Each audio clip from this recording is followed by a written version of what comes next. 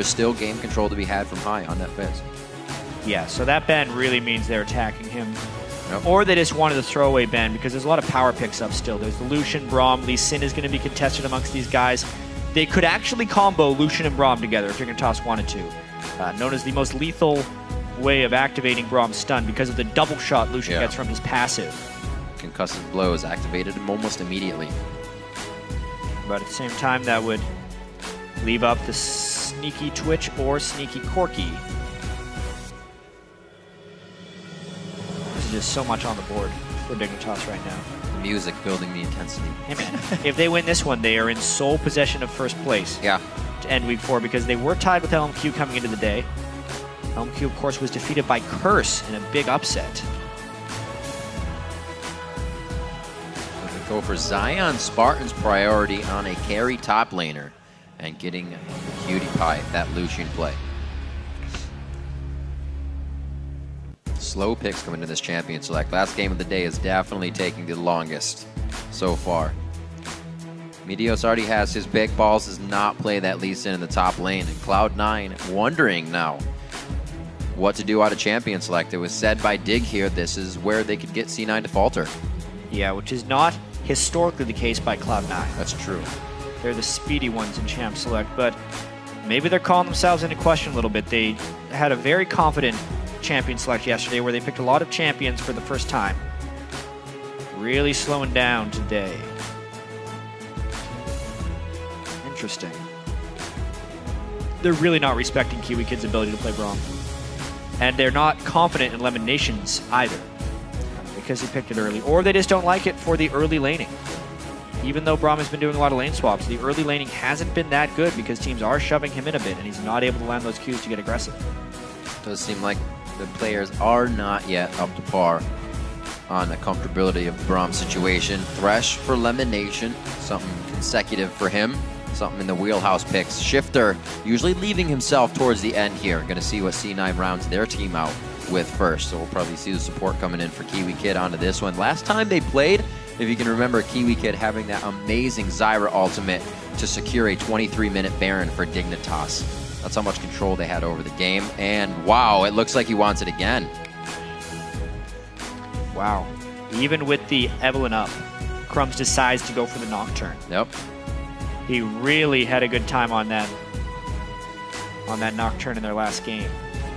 That is a really bold pick by Dig. Also means Braum's not going to be picked or banned this game. One of the first. Absolutely. Nocturne going through, like you said, so Sneaky and Lemon Nation. 80 carry and mid laner now to be picked up here.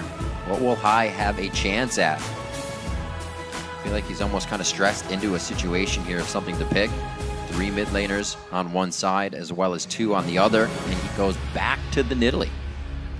Good pick for him. It makes a lot of sense. They can use the Corki missile poke as much as they want. Oh, wow! Very cool. So back in Season 3, Shifter's main mid laner was pretty much Ahri.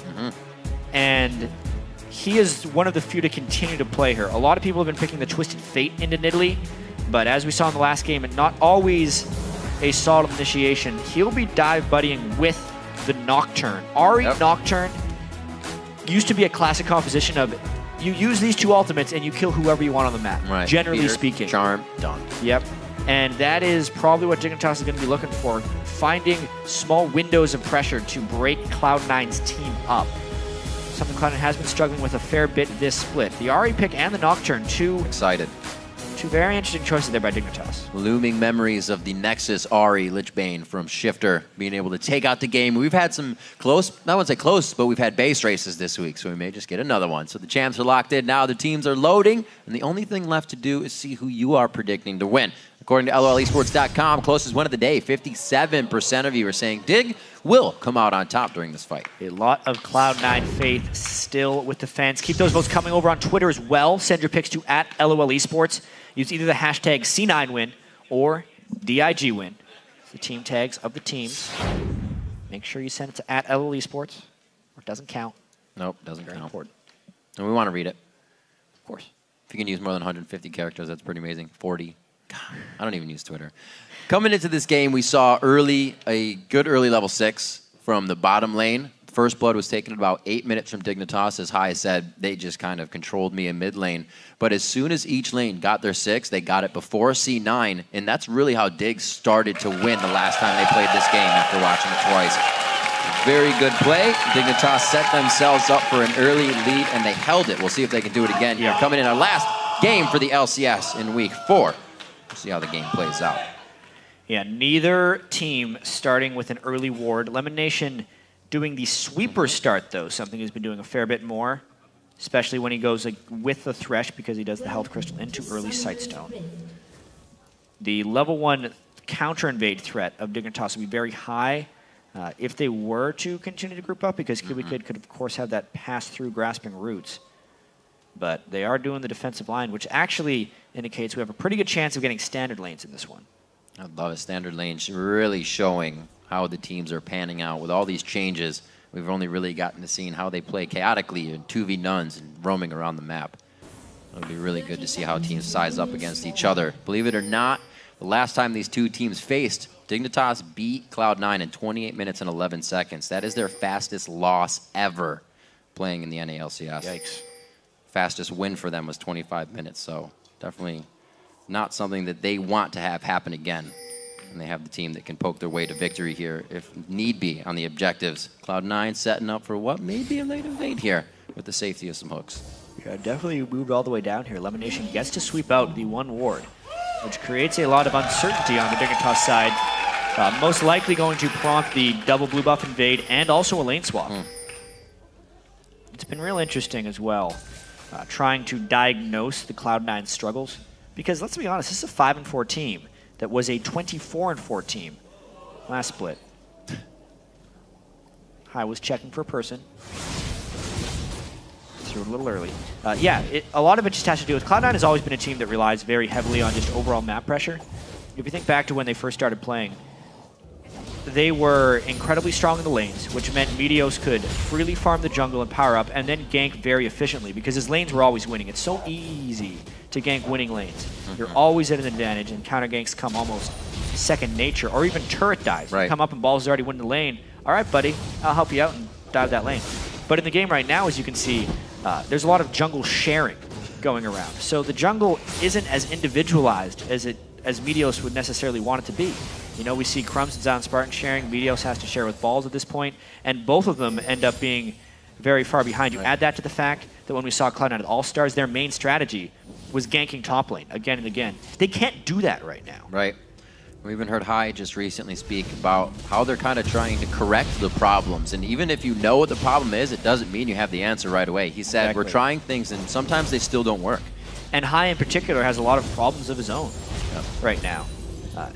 So much, like I said, of Cloud9's play is about overall map pressure. If one person makes a mistake, steps out of line and dies, all map pressure is lost. And all the work the jungler, the top lane, the bottom lane, the support did is gone. And Hai has substantially more unanswered or somewhat random looking deaths than he ever has before. Yeah. And he's really just lost his consistency, which really hurts Cloud9 as a team. Back to the early Dragons, courtesy of the 2v nuns. Looks like Cloud9 will pick up a little bit of this early gold, nothing substantial. They do get the timer, and they do get a lot of what Cloud9 loves is map control here for the next move onto the Dragon. So slow moving on this. Still the farm from Sneaky, 18 to 15 on what Cutie Pie is doing in the top lane. We're just going to be back to lane farming. Yeah, and it's beneficial, actually, that Hai has picked this Nidalee, and they're not losing out on the early game invades. We just saw the EG versus CLG game where Link was Nidalee in the mid lane and got very heavily punished by Elise early game jungling and by Twisted Fate Roam. But it's much more difficult to punish his Nocturne early game because Crumbs wants to basically farm up until level 6 before making his first big engagement, which does give Hai some time to trade farm without losing that much map pressure. That's going to be good for Hai. He is known to be one of the mid laners to farm less, something he has said he doesn't put a huge priority on because of his roaming, but this will work out very good if he has to fall into that factor of the less farm. Yeah, and speaking of the farm as well, touching on our featured matchup with Meteos versus Crumbs, even though Balls and Meteos have been jungling together, they're giving all of the last hits to Meteos. It's a very different style than what Zion, Spartan, and Crumbs are doing because those guys have been buddying up a while, and they're sharing the CS. So Crumbs, much more in the supportive style, trying to get Jax going, and Meteos, actually much more selfish right now, hoping to get some early game power on Lee Sin and Snowball himself for the team. A mission right now. Cloud9 is looking to formulate ward coverage for pure knowledge on Crumbs, and then they can activate something a little later when they want to. Sneaky taking the pressure in the bottom lane because of all this aggression towards the top, but he stays safe, even with 3 roaming. Yeah, the 3 roam gives some deep wards into the top lane of Dignitas. Oh! They're not going to be able to do much taking that kind of harass. Definitely feeling pretty good on the side of Cutie Pie and Kiwi Kid. Trading damage in 2v1, and they're definitely getting the upper hand here. Sneaky's pushed off the turret, so this could help Cutie Pie quite a bit in the ways of farming up himself, and he's able to soak up the experience without being zoned out. Good grab. Yeah, best friends, Crumbs and Zion Spark. They are following each other all over the place, using the buddy system, even in the lane. Wonder if they shove up one more wave and then just go back to jungling together. Finally, they might split up. Nope. Stay together. Same thing on the other side. Looks like it's just pen pal day. They're doing what they can to keep it strong and keep everybody leveled up here. High looking pretty low on mana in the mid lane. He's got about a minute or so before he can even get his blue buff, so he's just holding strong. Shifter finally starting to put a little bit of harass on. Hasn't played Ahri in a while. Maybe rethinking a few of the timings, but feels comfortable on it now and starts hitting those orbs of deception. Missing a few CS here and there. Yeah, absolutely. Not been Shifter's strength, actually, is the absolute CS and laning. He's definitely avoided dying himself. Has gotten most of the kills in the LCS as well for mid laners. It's one or the other, dude. Yeah, Can't have everything. It too. He's not the perfect player yet. Definitely trying to work towards that. Shifter with a ton of potential. Yeah. A lot of one-on-one time coaching from Skara as well. So his buy going back as they're getting pretty hard pushes on the lane there. Not so much High, obviously getting pushed into his turret, but Shifter going back with increments of gold, picks up an ability tome right there. A little more power for himself. And the pink wards start to come out from Dignitas as well. The early vision control that they oh so love. But look at C9. They've already started placing as we saw the early entry into that top side of the jungle. A little bit of change of strategy as well.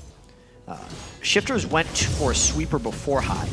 That almost never happened last split. High killed more wards than any other mid laner that split. But this time Shifter definitely trying to get more vision control. He needs to make sure he can sweep the brushes he's waiting for. The only way he generally gets killed is if he lands the charm, oftentimes from Fog of War when he's trying to catch High moving to a lane.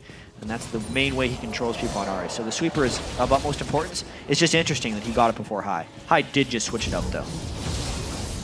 Nice max range orb, instantly putting on all the damage, but it's blue buff to no buff at this moment. High doing what he can to fend off mid lane. We've seen a lot less of that aggression from Crumbs, so that would happen on Nocturne in this game. We saw that kill happening just about first blood was 20 seconds from now in their first matchup. Let's see if they can actually calculate that. If Lemon Nation had Sneaky there, it might have been right on par with that time. Looks like everything's safe for now. Good spear from High, trying to trade back damage. I believe Cloud9's blue buff should be respawning shortly. That's why he doesn't start. The junglers both started on the right side of the map and moved upwards, so to speak. So Shifter has this timing window of having blue buff or High doesn't, but it's going to be matched when High gets his. I actually wouldn't be surprised if either Crumbs tries to invade this blue buff to deny it, or if he tries to gank High the instant High gets the blue buff to try and double up on Shifter's blue buff time. Whoa! Huge chunk of damage with the Phosphorus hit as well as the Gatling on a bit of the shred there. Sneaky combining everything to work beautifully, and you can see the Fog of War game starting to be played by High from the side lanes. Getting a little bit of that damage towards Shifter if possible, but Shifter's playing it very well. He's pretty much just slaloming through the minions, always making sure he's got some protection. Yeah, and now this game becomes a little bit about the blue buff. Crumbs didn't notice that he walked past a pink ward, so Cloud9 knows where he's gone, but they also don't have their jungler here, so they have to forfeit it for the turret. Yeah, they have Zion Spartan moving down. Good pressure there. C9 answers with a bit of cash flow in the bottom lane. And this is great. Gonna shut down a bit of objective control. High is gonna be very low on mana as they approach this dragon in 5 seconds. I think he's gonna go for a little more than just that Foxfire, but it's the harass. Elimination getting himself in early. Sneaky's Oh, there. no. The damage we just saw onto Cutie Pie absolutely can't be taken by Kiwi Kid. They finalize the kill they were looking for. Now Dragon's in their favor. Right, exactly. Right as it spawned, and that's just Meteos staying down bottom. The selfish farming he's done a little bit of, also giving his team the big-time objectives. Now the second Dragon they're going to be able to take, as well as the turret, as Crumbs was off securing blue buffs, but lost the big objectives. He wants to do something here, though. The Valkyrie's there. He gets a flash from Lemonation over the wall. Good guy support, pulling out the plays. And Crumbs still got to give him credit for trying to get that quick kill out. Yep. Nothing coming from him. Burned everything. Sneaky also did. But the Dragons, the turrets, starting to mount, actually, for Cloud9. Even the lanes are doing pretty well for them at the moment. And with the one Nocturne ult already being burned, they didn't sync it up with the Ahri ultimate. They have not secured the kill that you kind of rely upon with that Nocturne. But the good news is he ulted with a blue buff, and there's a very, very long rank 1 cooldown on that Nocturne ultimate. So with the blue buff, it will be 121 seconds. That's the reduced one, and he's got 90 seconds left. But all the flashes of Cloud9's bottom lane were burned. Right. Very likely the Crumbs goes bottom for another big gank and tries to pick up a double kill. They definitely have the counter crowd control if they need it with Kiwi Kid back up. Elimination towards the top lane, however, as we're looking at some Cloud9 movement here. Walking through a bit of a ward will be seen. You can see Zion Spartan kind of playing this one safe, but I don't know if it's going to be safe enough. It's about to be 3v1. Or not. Maybe not. Cloud9 decided to back off. They saw the ward. They saw the ward over the wall, and they thought kind of better. Diving at Jax is very difficult, as well as when they don't have a total knowledge of where the backup's going to arrive from. Shutting down a higher priority target is going to be the agenda right now, and the hook onto Shifter. The patience from Lemonation to watch for the first Spirit Rush, and then know there's a slight cooldown. Hooks it in. Crumbs is going to be in some danger here. The pounces, the swipes, scratching his eyes out. High finally pulls up the kill onto Crumbs' Nocturne, and Cutie Pie's already running out of lane, getting a little tossed back and forth. Lemonation's going to be there. He's going to dodge the culling. Back and forth. They're going to be forced out of this one. Relentless pursuit. Wow. Dodge the death sentence. Only the 4th game of 10 where Shifter has died. And it's happened pretty early on here. Cloud9 assuming control. Meteos' Lee Sin is really been a big factor here. One more. Yeah, it was a fantastic dodge of the Flay right there by Lemonation, but waiting on that rush. Got to dodge both of them at that time, and they finish him off pretty easily once they land that death sentence. Now Cloud9 can push out mid because they've really burned Dignitas out of a lot of power. This is really working out when Cloud9 is getting these kills as well. The assists are just falling left and right to members that are roaming around with the team. That power play by Cloud9 has put them up 4,000 gold now, 3 kills, and they open up the first turret of the game in bot lane as there's been a bit of running around that happened a bit ago. Yeah. And we have to pay very close attention to the frequency of fights in this game, because the more frequent the fights become, the better Cloud9 is. They do not have to wait on their ultimate cooldowns necessarily. Lee Sin is incredibly strong without his ultimate, as well as Nidalee, who just swaps forms and can throw spears every few seconds, whereas Shifter needs his Spirit Rush to do big work, and Crumbs needs his Paranoia to make big things happen. Even when they're using those skills, they're still losing the engagement. So the pressure advantage is absolutely in the favor of Cloud9, as long as they don't have any of those random deaths that have been plaguing them throughout their defeats. Constant windows to fight in, even playing very strong with the summoner spells down as they go into some of these engagements. Very, very ahead of the game right now. Cloud9 trying to put on some more damage. High with that blue buff is just wreaking havoc on this turret, and Dignitas cannot answer back. Crumbs waiting on the wing. His ultimate is up. This is going to be scary if the team cannot close in as quick. They're really wanting to get this fight. High putting himself in a bit of a danger zone. But Crumbs not wanting to burn it because he would just be diving into a 4v4. Right. And they're not actually stronger than Cloud9 right now. Bam! On the outside, High hitting another one. Repeat of the hits with the spears coming out of High. The javelins are just hitting left and right. A charm cannot be followed up on by Shifter as he crests it just outside a minion range. Wow, these are going to be doing big damage. Look how squishy they are. Spirit Rush burned by Shifter. No ultimate on Ahri. This means Dignitas' initiation potential is basically non-existent, and let the siege continue. That's why Zion Spartan is coming down bottom. They're really needing to push Cloud9 off of this immediately. This is like a flip side of the first time these two teams played. Like I said, it was a fast game, but Cloud9 is just looking to beat down the doors of Dignitas' front line of turrets here. 15 minutes in, almost hitting another Spirit max range. Probably would have taken down Kiwi Kid. He's in a dangerous spot. And just look at all the bushwhacks as well. Run in the wrong spot, and you're giving vision to your whole team behind that turret. And with the Corki as well, spamming the missiles, it's just too much to dodge. There's too many things to keep track of. They're clearing the wave so quickly and get so many free shots at Dignitas. It's an indefensible turret for them at this point with the blue buff in. Beautifully played poke composition coming out from Cloud9. And they just push Dignitas off the turret with little to no pressure and damage. Really just causing Dig to use ultimates sporadically out of being scared. Dignitas kind of has left here is the strength of Zion Spartan and the hope that Crumbs can get a big ultimate off. That's true. We haven't seen much of him. Crumbs had that window where his paranoia was up and the flashes of sneaky elimination were down, but that window has passed. They have still yet to be able to synchronize the ultimates of Ahri and Nocturne. They're still sitting at 0 kills with a pick composition 15 minutes in. So things are actually very grim for Dignitas right now. We'll see what they can do, assessing now how strong Cloud9 is. We get a glance at the top lane, level 10s and Zion Spartan and Balls. We're kind of saying that Balls hasn't been living up to what his expectations were of the summer, or the spring split, I should say. A lot more kills, a lot more control over his lane. Very even here on the top side. Nobody has that advantage. Exactly. You wouldn't believe it if after the All-Stars or after the spring split you said after 9 games, Balls would have fewer kills than every other LCS top laner. Right. But that's actually the case right now.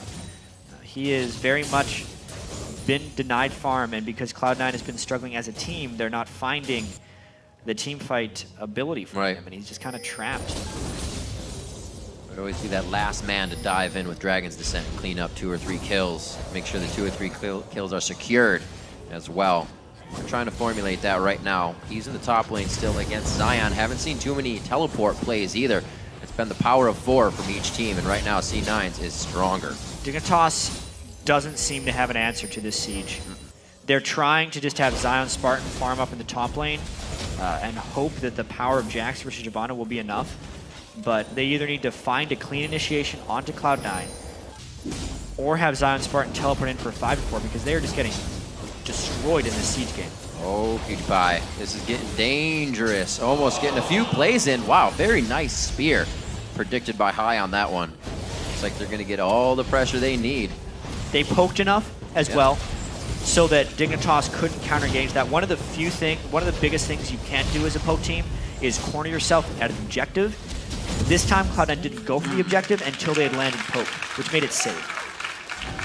And not get yourself pinched into that melee range. Just missing the charm. Shifter trying to use his minions as a little bit of cover for his abilities.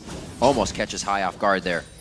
Looks like Crumbs, again, trying for High in the mid lane. Very slippery, niddly, and just the magician at escaping these ganks. High's going to keep it safe. 1-0 and 1 for him. Shifter yet to come up with some kills in a game. They're making sure he's not getting what he wants, and he's been a key to Dig wins. Crumbs is hoping that this dive works. They're running out of options at this point. Unless they snowball Zion Spartan and make it so Jax can take on 2 or 3 people, they're losing this game. But even then, there wasn't a big enough edge in that lane at the time. Now they've landed a bit of poke. Expect the Nocturne ult probably with the next wave. That's the HP they're looking at. He hits the Duskbringer to start, and it's almost a little too early. And he alerts Balls to that situation. The teleport's used there in the top lane, but that's both laners, so this is Zion. Maybe could get a lead. And this is why map pressure overall is so critical to Cloud9's success. When they went for Balls, because they have the mid lane already pushed up, they can make a move in the mid lane. But the wave clear actually does come out from Dignitas here, and the Nocturne ultimate is still up. A little bit of danger here if Dignitas wants to initiate. They have that ward just on the side of Wraith. Power's gonna go down. A great ult from Kiwi Kid, but it's really to keep the rest of the team safe as he goes down. An ultimate, whoa!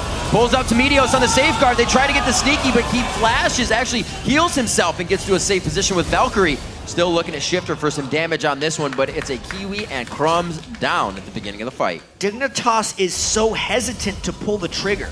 At this moment, they were caught on Kiwi Kid. He had people locked up in a Strangle Thorns, and Crumbs watched. Then after the death happened, he decided to ult in, right? As the turret dies, you Nocturne ult right now if you're going to do an initiation. Once you've given up the kill, you do not decide to do it after the fact, because at this point, Cloud9 has recovered from the peel. They're no longer suffering from the knockup, and they can focus their full attention on the Crumbs. Also, their cooldowns are back, because we talked about the frequency of fights. They killed one, they let the cooldowns refresh, Cloud9 killed them again.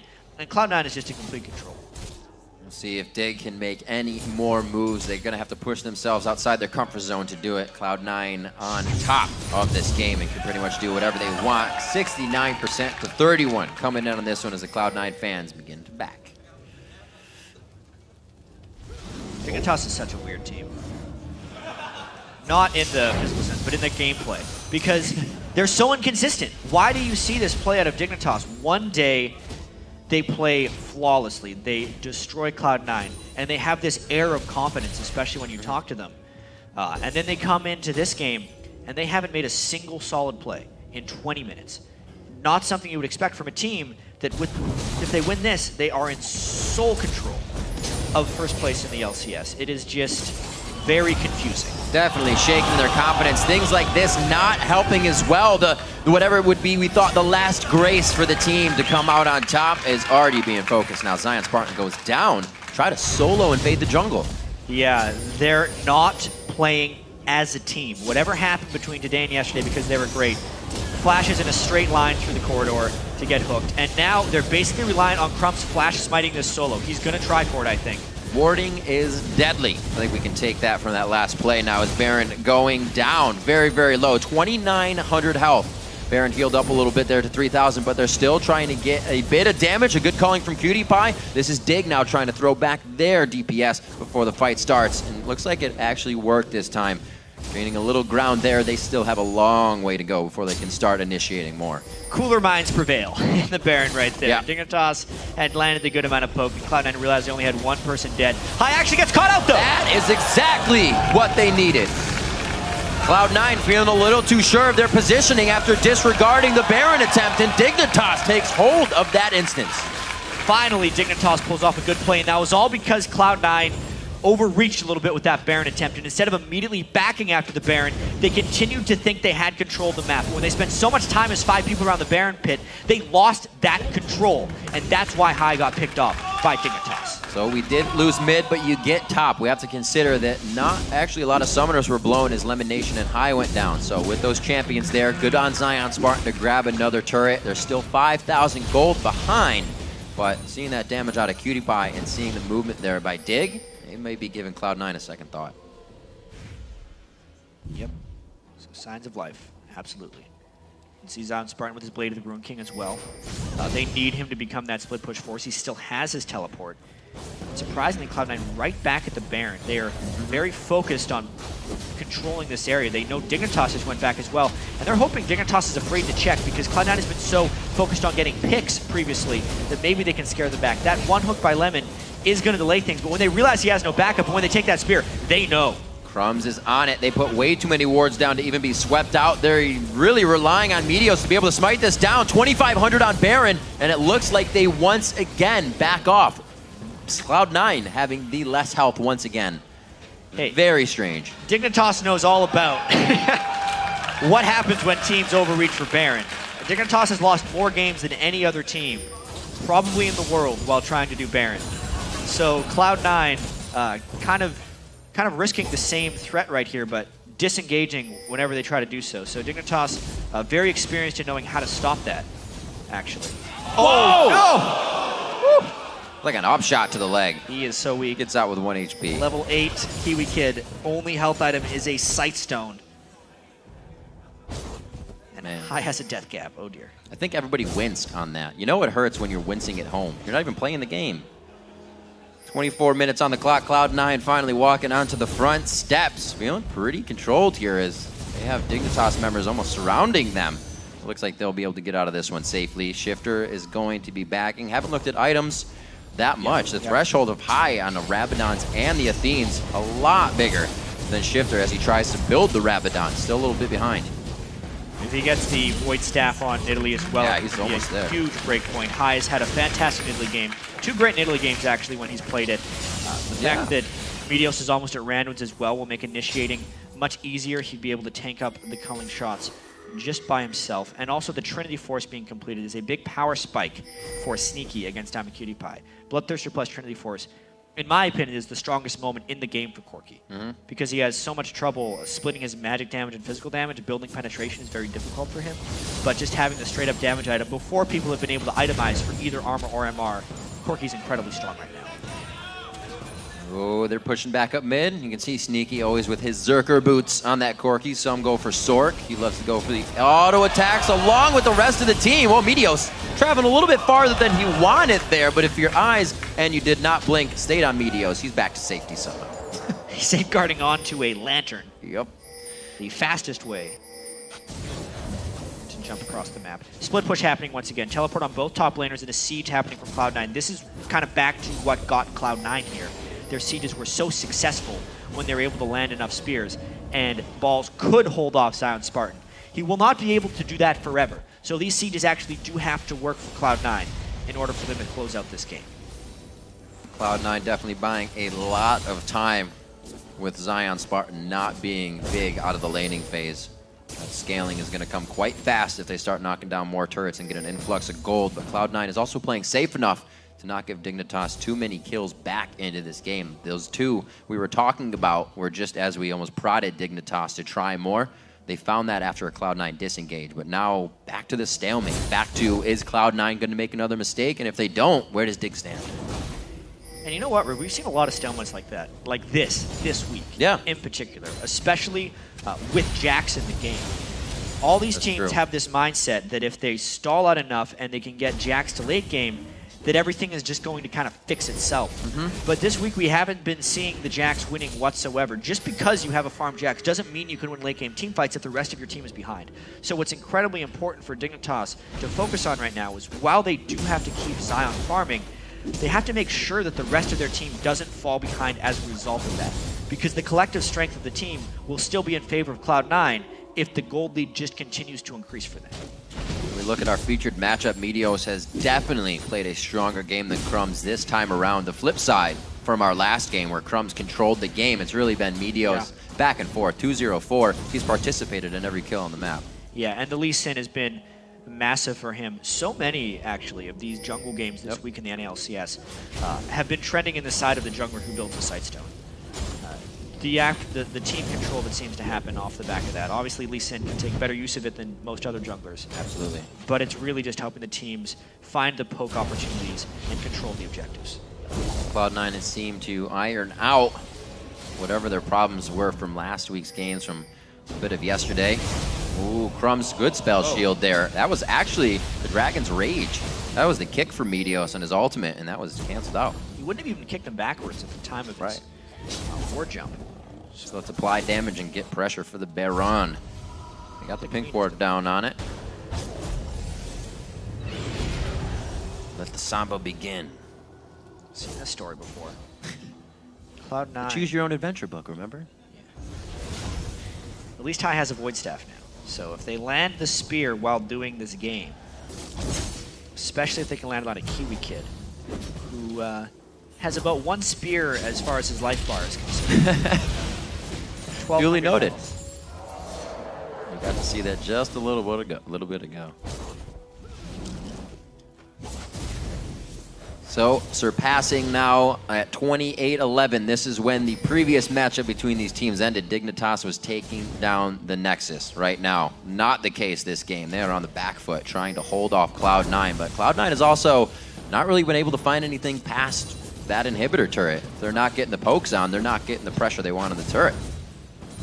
Absolutely not. With the death cap on his shifter, he's more of a threat when he dives in with the arc. Yeah. Oh. All right. Never mind, guys. You can see high from lane to lane with the team. It looks like they're going to pressure the bottom turret using that insecurity of the area around it. Oh, actually, Shifter almost hitting a very nice charm under the turret would have gave Zion Spartan a great engage. So you can see just what Dig is trying to formulate on these fights. PewDiePie forced to use the culling. It's cut short. The Flay comes in, and he is forced out of the fight. A very nice hit by Meteos. Waits on the resonating strike. Here comes Crumbs. This is going to be big, but again, the team cannot pull the trigger and follow up on Crumbs. Cloud9 turns this one around instantly. Shifter goes for a dash after he hits the charm, but there's not enough damage to have it. It's the true damage coming in from the Zyra passive, but it's not going to kill anybody. Kiwi Kid just sits there, and it's C9 in the base now at Dignitas. Ends as a 3-4-1 because Cloud9 did find the fight they necessarily needed. It wasn't a spear that started it, but instead a death sentence. And it was a spear that ended it when they managed to finish off Zion Spartan on the backside. They finally cracked the code of Dignitas get their first inhibitor. Dig needs to spread out there, just a little steppage. Actually, watching this one more time. It's the danger of trying to wave down the clear calling with Death Sentence as well. It was a good Zyra ultimate. It almost turned when High was a little bit low, but then Crumbs just didn't have the strength as of yet.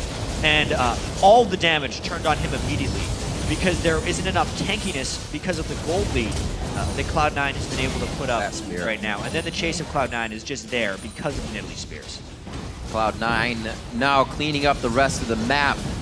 They feel pretty secure about any movements they have right now. Dignitas is rushing right now towards the Baron area, making sure they can get whatever control they can get without it being seen by Cloud9. Not going to matter much because Cloud9 is going to walk in and sweep everything out. With the strength they have, they can pretty much put up their dukes, and Dignitas will just start walking backwards. Yeah, and the inhibitor that Cloud9 killed is the absolute most valuable inhibitor in the game for the blue team to kill, because the super minions that push that wave are the farthest away from the Baron pit that you can get. So at the moment, yes, Silent Spartan does have his teleport. If they can burn the teleport, it means basically a Baron, or at least a Baron steal attempt for Cloud9, because the defender would have to be there while Cloud9 is doing the Baron. 4 sweepers out for Cloud9 right now, that last one. The trinket's still on Sneaky. The pink ward's still to be laid down. They don't even want him on their side of the map. They know they won't be there that long. They're just getting the minions ready for the last push of what they hope goes into the base of Dignitas. Dig, you can see down the line of their scoreboard, maybe the first time that every lane has really fallen behind. And you can see how it affects Dig towards the late game. Now backing off of the presence from Cloud9 face-to-face in mid lane, but Kiwi Kid not on the same page there. Throws down the ultimate, and now Dig is kind of filing in one after the other. There's a 1v1 with Cutie Pie and Meteos on the bottom side. He's going to get hit up, and Meteos solos that out. The fly in here from Sneaky as he Valkyries in for the fire and the kill. A double kill coming in for him, and they just dissect Dignitas in the middle of the map. Yep, Silent Spartan wasn't involved in that fight. So even though Dignitas decided to dive in, it wasn't clean. It wasn't clean in the slightest. They did kill High, but they burned absolutely everything for it. That was that Nocturne Ari. Hey, they can kill one target. Right.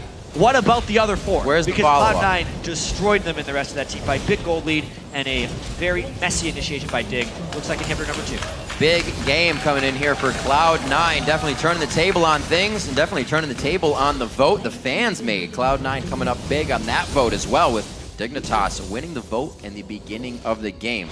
Definitely seeing that Cloud9 is coming together as a team. So as soon as they landed the Stranglethorns, they're like, all right, we should absolutely go.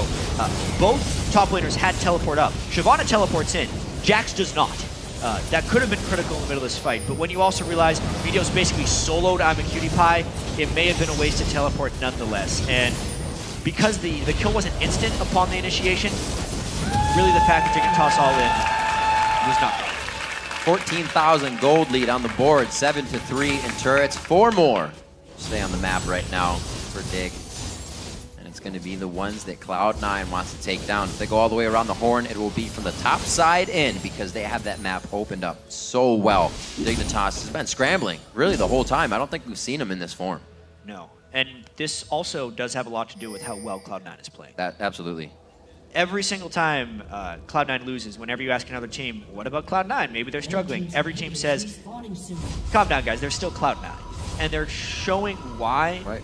It's just inconsistency for Cloud9. They still have these really good games, but from a week-to-week basis, it's when they begin to fall off. This is kind of the Cloud9 of old. Even though they did do the buddy system at the start while Balls and Meteos were sharing everything, they gave a lot more of it to Meteos and allowed him to impact the game as he saw fit, which is the freedom that he really liked having in the spring split and the 2013 season.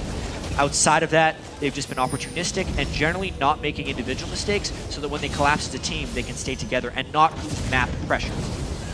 Teamwork is definitely something Cloud9 brought into the LCS with 2 titles under their name, the champions of 2 splits. Now looking to be the champion of this game here in week 4 as they put down a very nice performance. Just look at all the damage Balls can take for free and still be okay to stay in the fight. The team just brushes it off and they're going to set up again.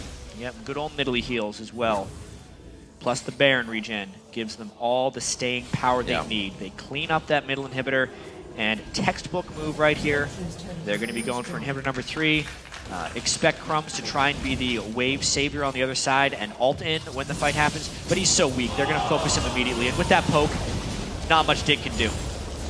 You know the spears are coming. You'd have 34 minutes to dodge and be prepared to dodge them, but High is still making them connect no matter what. 12-4 in the game.